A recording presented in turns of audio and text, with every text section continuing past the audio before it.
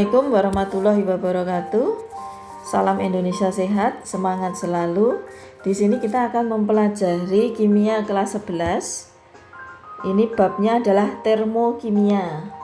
Perlu kalian ketahui, termokimia itu adalah cabang dari ilmu kimia yang mempelajari tentang perubahan energi atau kalor dalam reaksi kimia.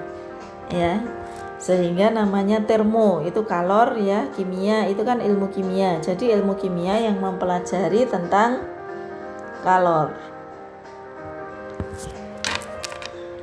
Nah, di sini kalian akan lihat, ya, perhatikan gambar berikut. Gelas itu mengalami pengembunan. Kemudian ini ada gambar pembakaran kayu, ya. Gelas mengalami pengembunan, ya, di sekitarnya gelas itu dingin, terus ada pembakaran kayu, berarti di sekitarnya itu panas, ya. Pembakaran kayu dan gelas yang mengalami pengembunan ini berhubungan erat dengan termokimia, ya. Apakah termokimia itu? Nanti lebih jelasnya akan kita pelajari di video pembelajaran saya berikut ini. Nah, kita sebelum memasuki termokimia, kita harus mempelajari dulu apa sih itu sistem dan lingkungan. Nah, sistem itu adalah reaksi atau proses, ya. Reaksi atau proses yang sedang dipelajari,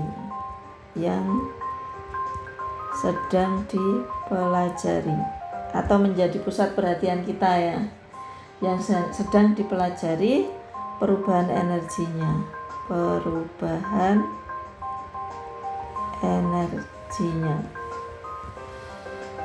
Dapat berupa larutan, misalkan dapat berupa larutan dalam gelas beker, ya, itu adalah sistem.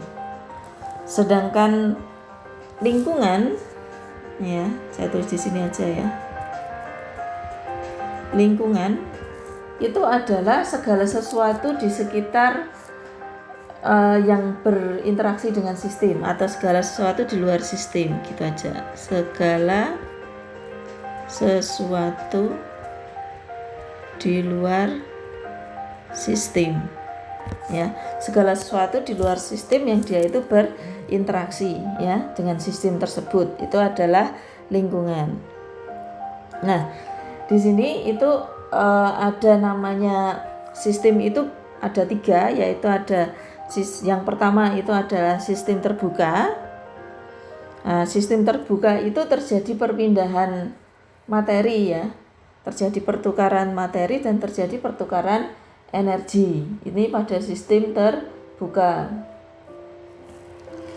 Nah, ini contohnya seperti ini. Di sini ada gelas kimia, ya, kita di dalamnya ada larutan, ya. Nah, di sini ini akan terjadi nih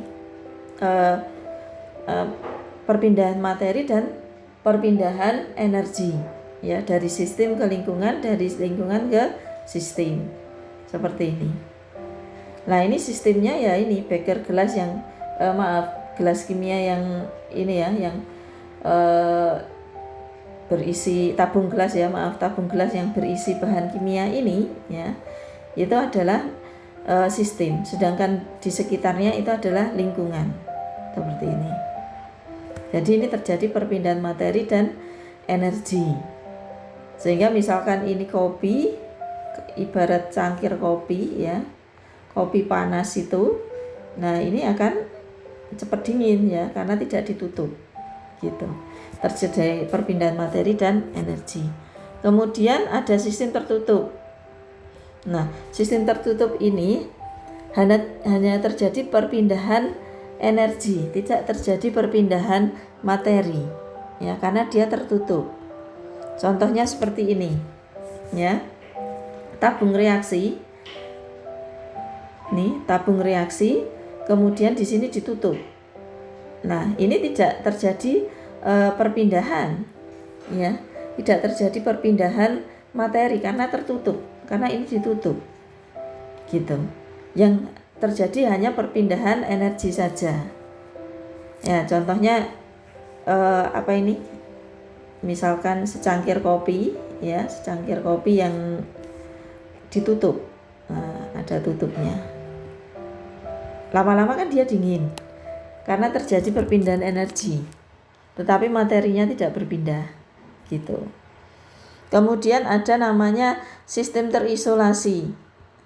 Sistem terisolasi itu tidak terjadi perpindahan materi dan tidak terjadi perpindahan energi, hanya di dalam sistem saja ini. Terisolasi di dalam sistem. Ya.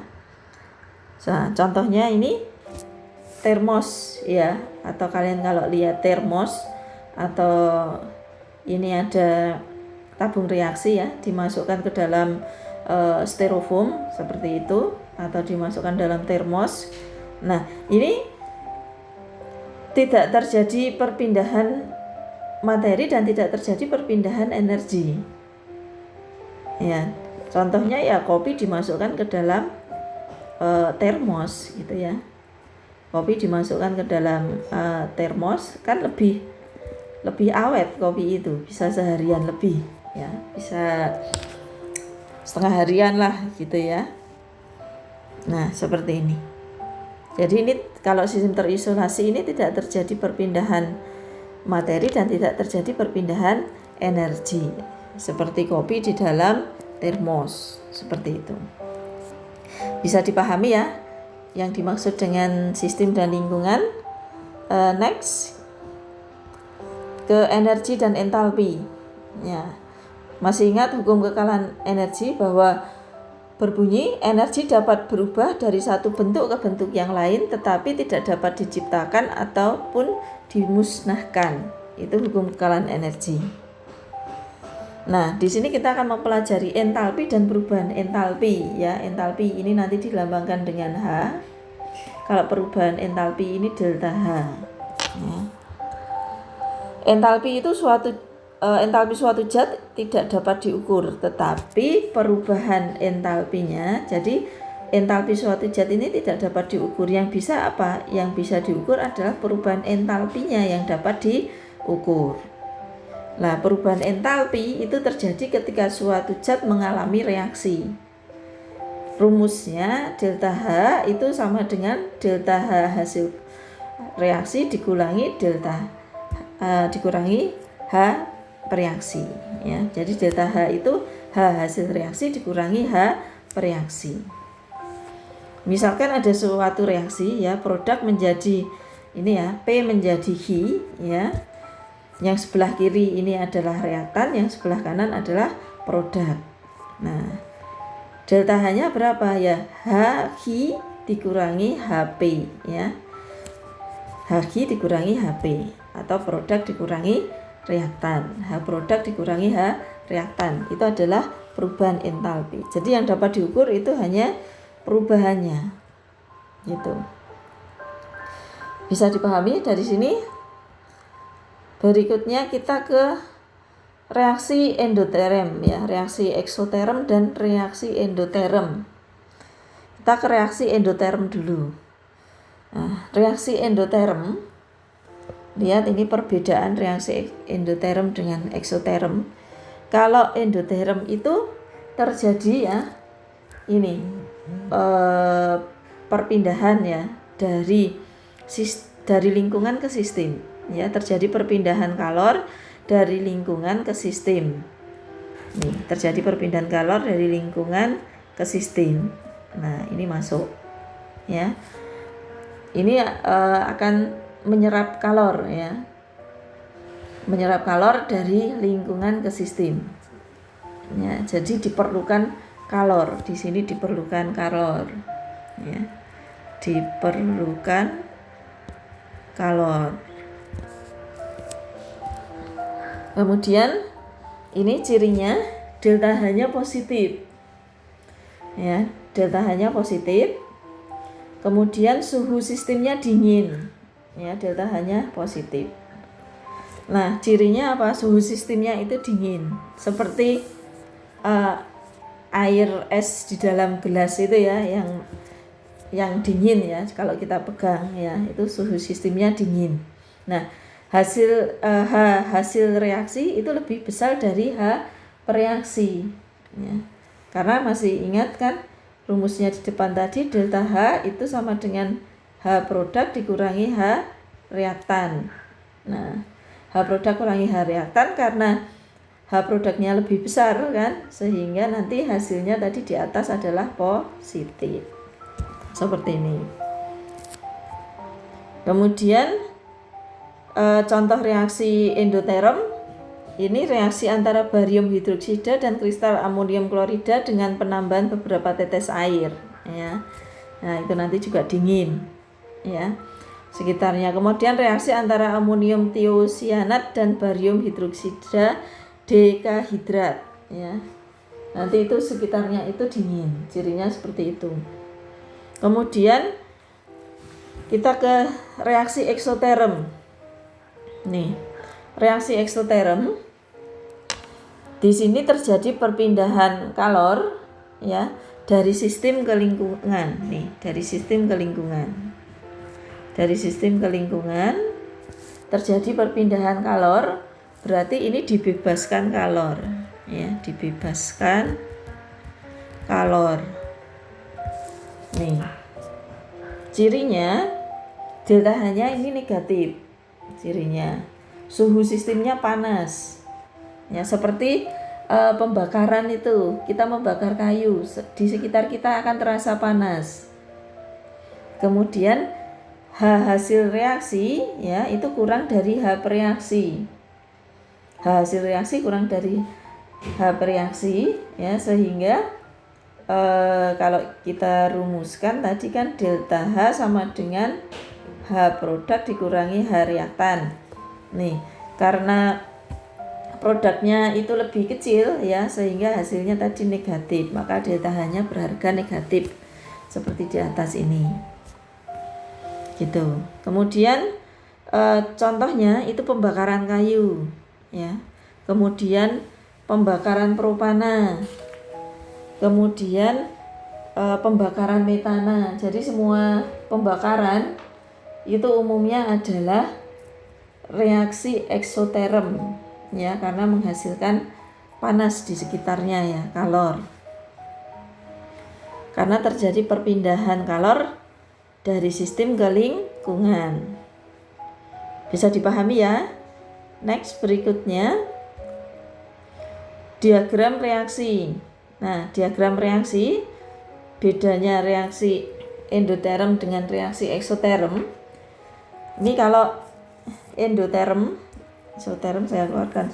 Kalau endoterm itu panahnya ke atas nih, ya, panahnya ke atas.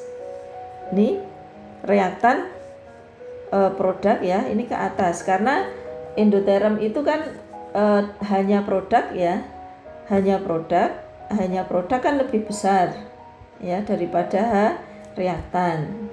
Sehingga tadi kalau dirumuskan delta H sama dengan H produk dikurangi H reaktan, sehingga hasilnya apa? Positif. Seperti ini. Kemudian kalau reaksi eksoterm ya, reaksi eksoterm itu reaktannya di atas, produknya di bawah ya. Ini delta H-nya gini. Produknya di bawah. Nah, di sini karena apa? Karena ini tadi dirumuskan kan ini H produk ya, H produknya kalau eksoterm itu kan lebih kecil daripada H reaktan ya. H produknya lebih kecil dari H reaktan, sehingga delta H kalau dimasukkan rumus H produk dikurangi H reaktan, karena produknya kecil sehingga hasilnya negatif. Seperti ini. Jadi kalau endoterm itu positif, kalau eksoterm itu negatif. Bisa dipahami ya? Ini ciri-cirinya diagram reaksi. Kalau endoterm panahnya ke atas ya, produk di atas. Kalau eksoterm ke bawah ya, karena produknya di bawah panahnya. Begitu. Paham? Next, berikutnya Persamaan termokimia, ya. Persamaan termokimia adalah persamaan reaksi kimia yang penulisannya disertai dengan perubahan entalpi delta H reaksi. Jadi nanti kalau menuliskan persamaan termokimia itu fasenya juga harus diikutkan, ya. Persamaan reaksi kimia kemudian disertai perubahan entalpi. Seperti ini aturannya, bahwa persamaan termokimia ditulis dengan menyertakan perubahan entalpi, delta H-nya disertakan, dan fasenya itu diikutkan. Fase senyawa atau unsur yang terlibat dalam reaksi seperti gas itu G, kemudian padat itu S, solid, ya. Kemudian cairan murni ini liquid, kemudian kalau larutan itu aqua. Ini contohnya persamaan reaksi ini pembakaran C2H2 dibakar dengan oksigen menghasilkan CO2 plus H2O, ya. Ini delta H-nya negatif 142 kJ. Nah, di sini ingat ya bahwa satuan perubahan entalpi itu kilojoule, ya. Ingat bahwa satuan perubahan entalpi reaksi, perubahan entalpi itu adalah kilojoule atau disingkat kJ, ya, kilojoule. Seperti ini. Ini persamaan termokimia, ya, komplit ya, ada fase, ada delta H, seperti ini. Kemudian apabila arah reaksi kimia dibalik, kalau reaksi kimianya dibalik, besaran perubahan entalpi delta H-nya itu sama, tetapi tandanya itu berubah. Nah, seperti ini, ya. Reaksi di atas ini kita balik nih, ya, pembakaran C2H2 kita balik menjadi apa? 2CO2, ya kan, produknya nanti di sebelah kiri kan, 2CO2 plus H2O menjadi C2H2 plus 2,5 O2, ya. Delta H-nya yang semula ini negatif di sini jadi positif karena kita balik gitu, tetapi besaran delta H-nya tetap begitu, ya. Next, berikutnya, apabila koefisien reaksi kimia dikalikan dengan faktor pengali A, nah kalau dikalikan dengan A, maka nilai perubahan entalpi juga dikalikan dengan faktor pengali tersebut. Jadi entalpinya, delta H-nya juga ikut dikalikan. Nah, contohnya yang atas ini, ya, misalkan kita kalikan 2, ya, kita kalikan ini, kita kalikan 2, ya, kita kalikan 2. Ini semuanya ikut nih, ya. Jadi 2C2H2, kemudian 2,5 dikalikan 2 jadi 5O2. Ini kemudian 2CO2 jadi dikalikan 2 jadi 4. Ini 1H2 dikalikan 2 jadi 2H2O. Kemudian minus 142 dikalikan dengan 2 itu jadinya minus 284 kJ. Gitu. Bisa dipahami ya dari sini persamaan termokimia. Nah, kemudian di sini kita ada jenis-jenis persamaan termokimia. Nah, persamaan termokimia itu ada jenisnya, itu ada entalpi kalor pembentukan standar, ya, atau delta HF, ya, standar. Kemudian kalau standar itu kayak ada tanda derajat di atasnya ini, ya. Nah, perubahan entalpi ini terjadi pada reaksi pembentukan 1 mol suatu senyawa, inilah 1 mol, ya, ini harus 1 mol, ya, 1 mol suatu senyawa dari unsur-unsurnya. Ingat ya, nanti harus dalam 1 mol. Jadi kalor pembentukan standar, ya, perubahan kalor pembentukan standar itu adalah reaksi pembentukan 1 mol senyawa dari unsur-unsurnya, ya, suatu zat dalam bentuk stabil pada suhu 25 derajat Celcius 1 atm, ya, tekanannya 1 atm. Ini contohnya, ya, ini N2 plus H2 menjadi NH3, ini harus 1 mol, ya, delta H-nya sekian plus 50,63. Next, berikutnya entalpi perubahan standar, ya. entalpi perubahan standar ya atau delta HD ya. Entalpi perubahan standar di sini kita kasih perubahan ya di depannya ini. Perubahan gitu ya. Perubahan entalpi pembentukan standar, kemudian di sini adalah perubahan entalpi penguraian standar gitu ya. Nah, sehingga ini kan delta ya, delta HD. Nah, entalpi perubahan perubahan entalpi penguraian standar ini diuraikan dengan delta D. D itu dari kata decomposition ya. Kalau delta HF pembentukan, ini formation ya. Hafalkannya gini, F itu dari kata formation pembentukan. Kalau perubahan entalpi penguraian standar delta HD itu decomposition ya, diuraikan. Nah, ini adalah perubahan entalpi yang terjadi pada reaksi penguraian. Ini reaksi penguraian 1 mol senyawa menjadi unsur-unsurnya. Ya, jadi 1 mol senyawa menjadi unsur-unsurnya, semua zat dalam bentuk stabil 25 derajat Celcius dan 1 atm. Ini contohnya.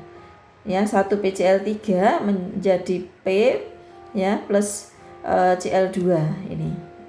Jadi 1 mol jadi unsur-unsurnya ya, 1 mol suatu senyawa menjadi unsur-unsurnya, delta H-nya plus 228 kJ per mol seperti ini. Atau juga bisa dikatakan bahwa delta HD itu ini ya, bahwa delta HD perubahan entalpi penguraian standar ya, delta HD itu adalah kebalikannya dari delta HF seperti ini ya. Delta HD itu kebalikan dari delta HF. Nah, misalkan delta HF-nya itu nih ya, delta HF-nya itu contohnya Na, misalkan Na S plus setengah Cl2 gas ya menjadi NaClS ya. Delta HF-nya, maaf di bawah ya, delta HF-nya sama dengan min 401,9 misalkan ya kilojoule per mol. Nah, ini atasnya itu kan delta HF, ini pembentukan toh.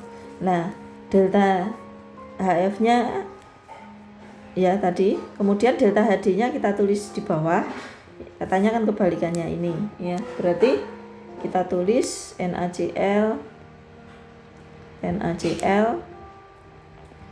ya diuraikan menjadi apa, NaS plus setengah Cl2 gas. Nih delta HF-nya kalau di sini ini tadi negatif ya, di sini negatif, di sini jadi positif nih, positif 401,9 kJ per mol. Nah, seperti ini ya, paham ya delta HF dan delta HD. Next ada lagi masih satu, yaitu perubahan ya, perubahan entalpi pembakaran standar atau delta Hc ya.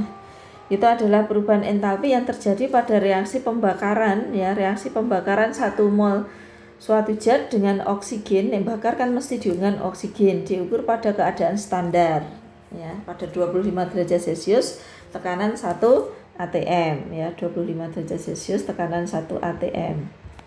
Nah, ini kalau pembakarannya sempurna, senyawa hidrokarbonnya akan menjadi apa, CO2 dan H2O. Kalau tidak sempurna jadinya apa, CO dan H2O. Masih ingat ya? Sekarang contoh. Ini H2 ya, ini dibakar, 1 H2 ini dibakar plus setengah O2 ya menjadi H2O ya. Ini reaksinya min 285,83 kJ per mol.